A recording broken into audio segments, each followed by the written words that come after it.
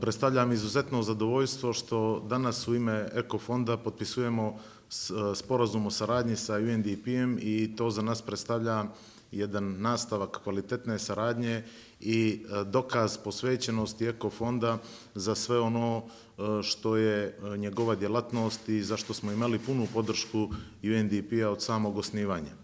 Ovdje se prije svega radi o nastavku jednog niza projekata koji se tiču energetske efikasnosti i smanjenju štetne emisije gasova i dekarbonizacije, gdje se naša država kroz Kyoto protokol, Pariski sporazum i Green Deal obavezala da će uzeti aktivno učešće. Mi na ovaj način dajemo doprinos u tom pravcu.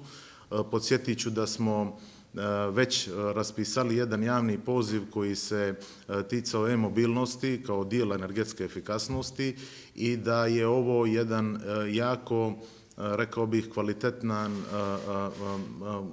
čin podrške u cilju nastavka ovog projekta. Kad to kažem, mislim prije svega na to da je Eko fond planom rada za ovu godinu dosta ambiciozno postavio ciljeve koji se tiču energetske efikasnosti. Danas potpisujemo sporazum koji će definisati, kao što je uvažena gospođa Gašparikova rekla, jedan dio koji će biti opredijeljen samo za privredu. Ono što je bitno istaći da ja očekujem u narednih mjesec dana da će Eko fond raspisati ovakav sličan projekat kao nastavak projekta Energetski efikasan dom za stanovništvo. Kad kažem ambiciozan plan, onda treba reći da je Eko fond planirao da ovu godinu u energetsku efikasnost uloži i sopstvena sredstva i sredstva partnerska koja smo već najavili ovom prilikom.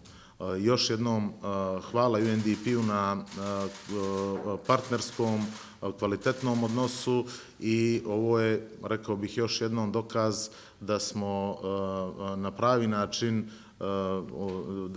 način rekao bih, izašli u susret izazovu koju smo dobili saradnjom sa UNDP-em. Nadam se da su i oni zadovoljni saradnjom sa Eko fondom.